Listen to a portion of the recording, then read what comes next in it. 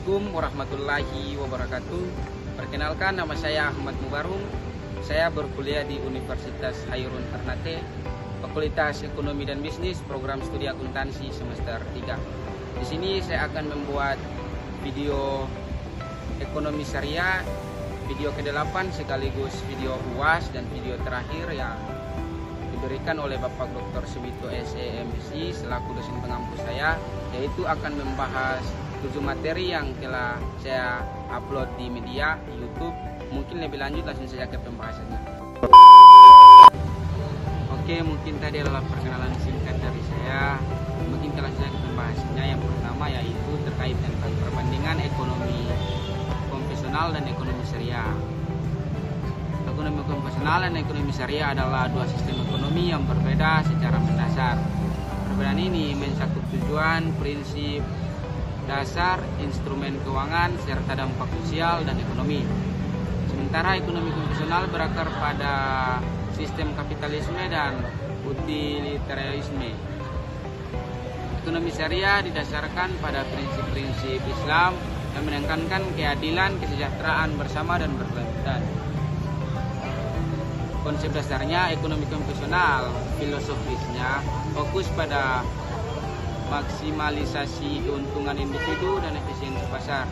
Instrumen utamanya yaitu bunga atau interest, saham, obligasi, dan derivatif. Tujuan utama pertumbuhan ekonomi melalui mekanisme pasar bebas di mana harga ditentukan oleh penawaran dan permintaan. Ciri-ciri khasnya yaitu spekulasi, ketidakpastian atau risiko tinggi, dan kurangnya perhatian terhadap dampak sosial. Pendekatannya menggunakan indikator ekonomi seperti produk domestik bruto atau PDB untuk mengukur kesuksesan. Yang kedua yaitu ekonomi syariah. Filosofisnya berdasarkan pada Al-Quran dan hadis dengan tujuan menciptakan kesejahteraan sosial dan keberkahan ekonomi. Instrumen utama dari ekonomi syariah adalah mudharabah atau bagi hasil, musyarakah atau pemisahan, murabahah atau jual beli, dan zakat atau redistribusi kekayaan. Tujuan utamanya adalah menghilangkan ketidakadilan ekonomi dan memastikan keseimbangan antara tujuan material dan spiritual. Ciri-ciri khasnya yaitu larangan riba atau bunga, garal atau ketidakpastian atau berlebihan, dan masir atau spekulasi. Pendekatannya fokus pada ekonomi berbasis aset real dan keseimbangan distribusi kekayaan. Perbedaan utama dasar filosofis ekonomi konvensional bertumpu pada rasionalitas manusia dan hukum pasar. Ekonomi syariah berdasarkan hukum syariah yang bertujuan mencapai falah, kebahagiaan dunia dan akhirat. Sumber pendapatan ekonomi konvensional, pendapatan dapat berasal dari bunga, spekulasi, dan transaksi non-real. Ekonomi syariah, pendapatan harus berasal dari aktivitas ekonomi real tanpa bunga atau spekulasi. Distribusi kekayaan, ekonomi konvensional cenderung menciptakan kesenjangan ekonomi akibat fokus pada keuntungan individu. Ekonomi syariah mendorong redistribusi kekayaan melalui zakat, infak, sedekah, dan wakaf. Pengelolaan resikonya, ekonomi konvensional resiko seringkali dialihkan sepenuhnya kepada pihak lain, misalnya melalui sistem bunga tetap. Sedangkan ekonomi syariah resiko harus dibagi secara adil antara semua pihak yang terlibat dalam transaksi. Oke, dampak sosialnya, ekonomi konvensional berpotensi menimbulkan kesenjangan ekonomi dan eksploitasi. Sedangkan ekonomi syariah bertujuan untuk menciptakan keadilan sosial dan mendorong pemberdayaan masyarakat. Nah, kesimpulan dari kedua sistem tersebut yaitu konvensional dan syariah, perbandingan antara ekonomi konvensional dan syariah menunjukkan bahwa keduanya memiliki kekuatan dan kelemahan masing-masing. Ekonomi konvensional unggul dalam fleksibilitas dan efisiensi, tapi sering mengabaikan aspek sosial dan etika. Sebaliknya, ekonomi syariah menawarkan pendekatan yang lebih adil dan berkelanjutan meskipun implementasinya memerlukan adaptasi dan edukasi yang lebih intensif. Dalam konteks global, kombinasi prinsip-prinsip dari kedua sistem ini pendekatan yang lebih adil dan berkelanjutan meskipun implementasinya memerlukan adaptasi dan edukasi yang lebih intensif. Dalam konteks global, kombinasi prinsip-prinsip dari kedua sistem ini dapat menciptakan ekonomi yang lebih inklusif, stabil, dan berpotensi pada kesejahteraan masyarakat. Di Indonesia, sebagai negara populasi muslim terbesar di dunia, ekonomi syariah memiliki peluang besar untuk berkembang lebih jauh, terutama melalui penguatan literasi dan inovasi produk keuangan berbasis syariah. Oke, mungkin itu saja materi pertama dari saya. Mungkin kita bisa lanjut ke materi kedua. Oke, sekarang kita masuk ke pembahasan yang kedua, yaitu terkait tentang kelebihan dan kekurangan bank syariah. Bank syariah adalah lembaga keuangan yang beroperasi berdasarkan prinsip syariah Islam. Berbeda dengan bank konvensional, bank syariah menghindari praktik yang mengandung riba atau bunga haram atau ketidakpastian dan pasir atau spekulasi. Fokus utama bank syariah adalah menciptakan keadilan ekonomi melalui skema berbasis aset real seperti bagi hasil dan jual beli. Meski memiliki keunggulan tersendiri, bank syariah juga menghadapi sejumlah tantangan yang mengaruhi perkembangannya. Kelebihan bank syariah adalah yang pertama, sistem berbasis keadilan. Bank syariah menggunakan akad seperti mudharabah atau bagi hasil dan musyarakah atau kemitraan, di mana keuntungan dan risiko dibagi secara operasional antara bank dan nasabah. Sistem ini mendorong hubungan yang lebih adil dibandingkan bank konvensional yang sepenuhnya membebankan risiko pada nasabah melalui bunga tetap.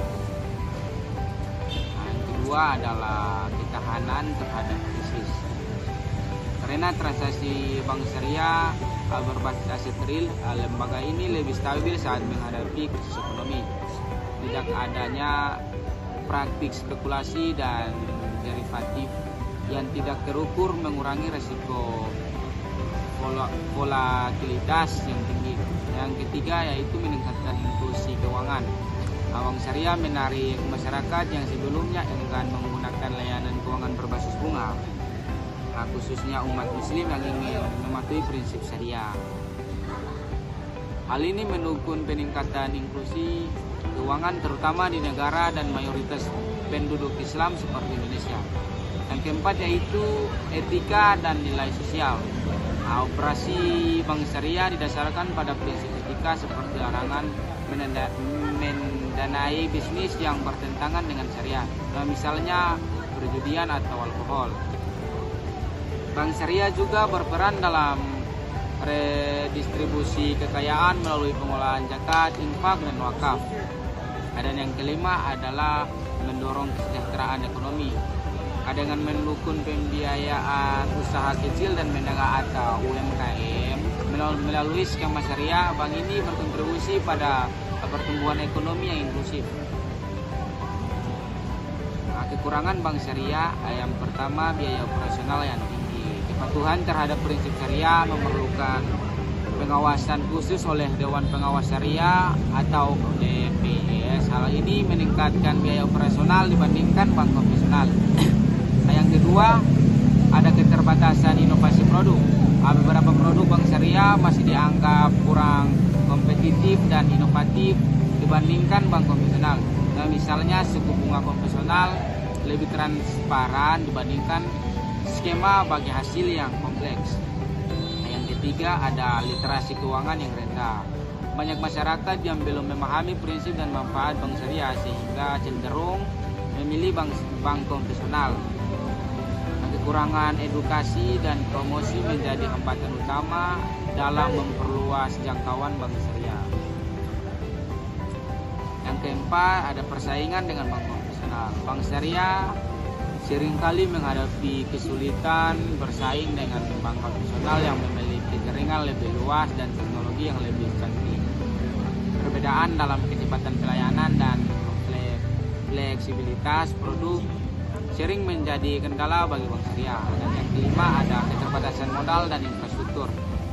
Bank syariah di Indonesia masih menghadapi kendala keterbatasan modal dibandingkan bank konvensional.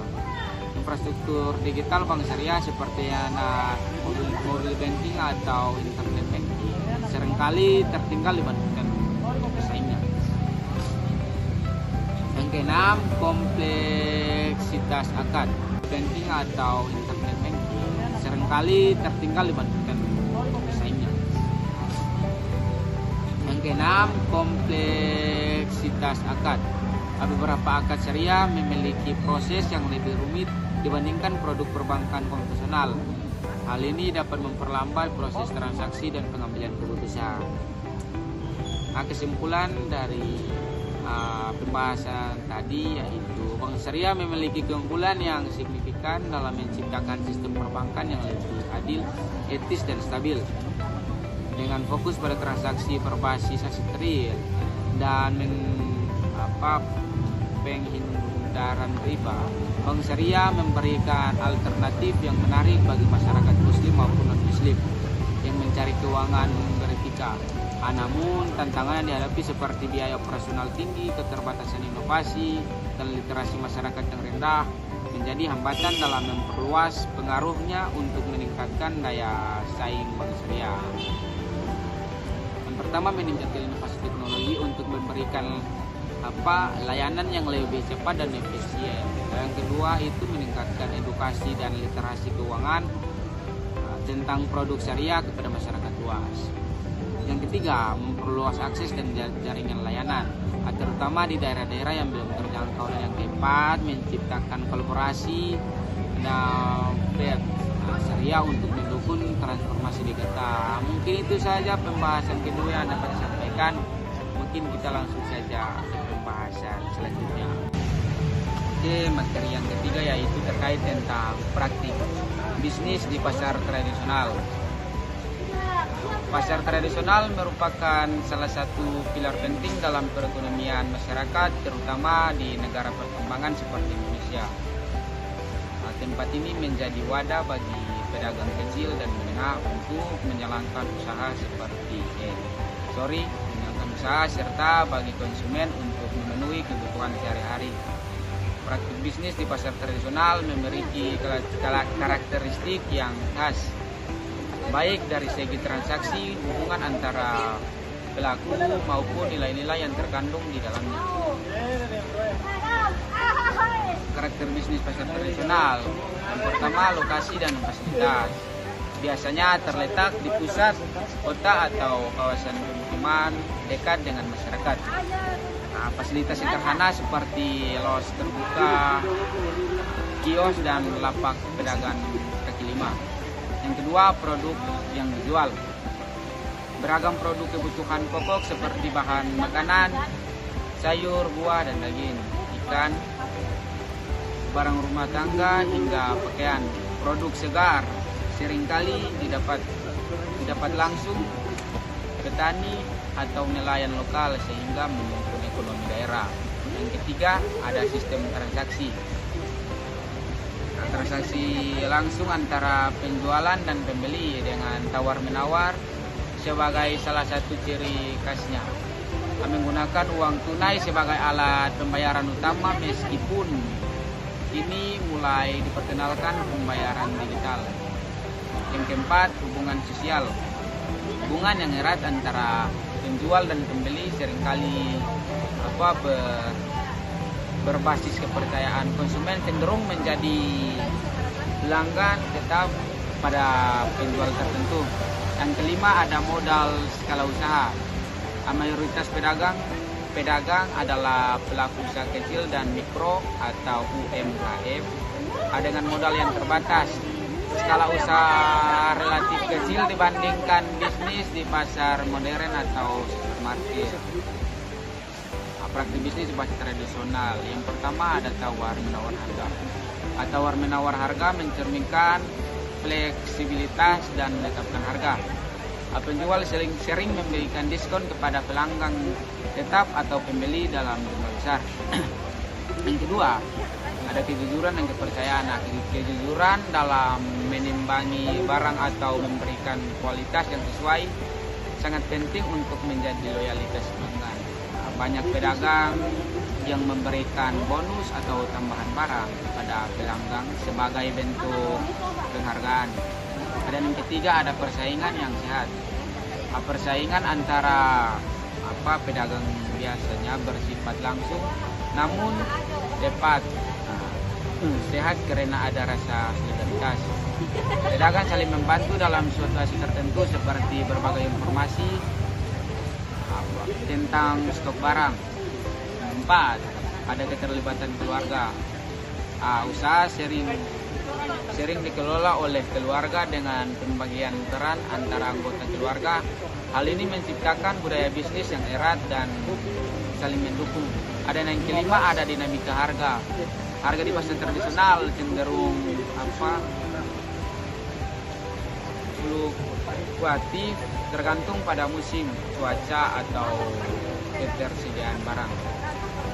Misalnya harga cabai naik saat musim hujan karena pasokan berkurang. Dan keenam ada perbedaan lokal.